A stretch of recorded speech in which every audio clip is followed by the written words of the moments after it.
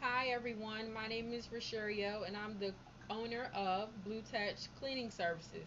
And hello, my name is AJ. I'm also the manager and her help. Alright guys, let's jump right into it. This evening we're going to be talking about when you're a new business owner, you're going to have calls that come in and people are going to want their homes clean, right? So the number one mistake we make as new business owners is giving prices over the phone. Some people might call for information about your business. Some people may try to steal your prices, things like that of that sort. So the number one mistake some business owners make is giving prices over the phone. That's a big no-no. That's what we don't want to do.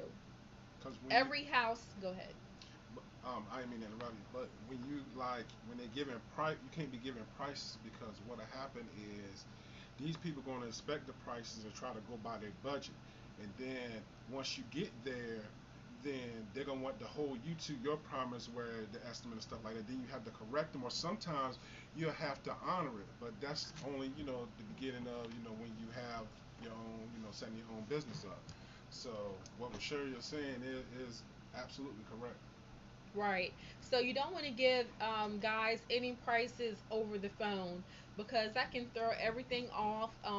That could financially mess up your income, your Yes. budget, and the amount of money you want to make in your revenue as a new business. So you want to make sure you don't make those mistakes by giving prices over the phone because each house is different.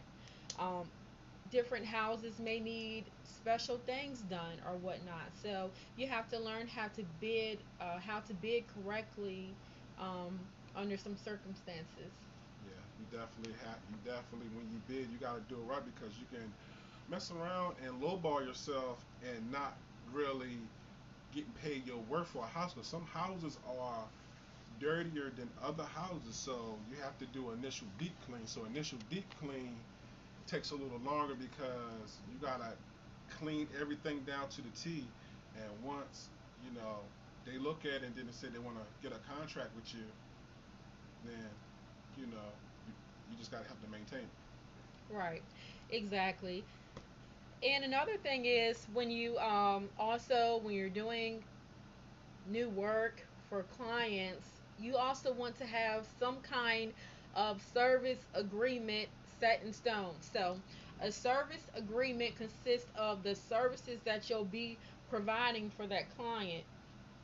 Say, for instance, you're cleaning just the inside of their home. You want to make sure in that service agreement, in that service order, you do have that in black and white. So they can't say, oh, well, I don't want to pay you because you didn't clean my garage door off, or you didn't sweep the sidewalk, things like that of that nature. So therefore, that's mainly why those things are set in stone to use them to your ability. And these things are available through LegalZoom. Um, you can get these forms online. Um, for free, guys. Yes, So just make sure you don't make those mistakes when you first start your business, because those things can be detrimental. very. Anything else you want to talk about? Also when you're doing these agreement contracts, make sure that everything that you want done, that you have it written down. So these are things that you cover. So if she said, like she said, if it's something else like sweep the sidewalk, but it's not in your service agreement contract, you don't have to do it. Correct. So just make sure you don't make those mistakes, guys. Then when it comes to the next thing we're going to talk about, when it comes to contracts, okay? So this is a cleaning service contract, guys. These are available online for free to print out at your disposal. So in your cleaning contract, you want to make sure you have the start date, the end date, the service provider, which would be you, the client's name, address, PO box, whatever. Then you're going to set the terms of this contract. How long is this contract going to be? Then you want to have your services, the services that you'll be providing for the client. Now we can talk about your payment arrangement. You want to make sure in your contract you mention your payment arrangements. What do you want your payments to be? Do you want to get paid weekly, bi-weekly, monthly? Those things. How do you want to get paid? Do you want to get paid check, direct deposit? How do you want to get paid? Through your bank, however you choose. The next thing, you can also require a retainer, because you are a business. So you can ask for a deposit down to reserve you so no one else can book you. So that's what the retainer is there for, guys. So utilize that as well. You also have an option to put a termination agreement into your contract. Well, you have X amount, XYZ, you have this amount of time to notify me when you want to terminate the contract if that does happen.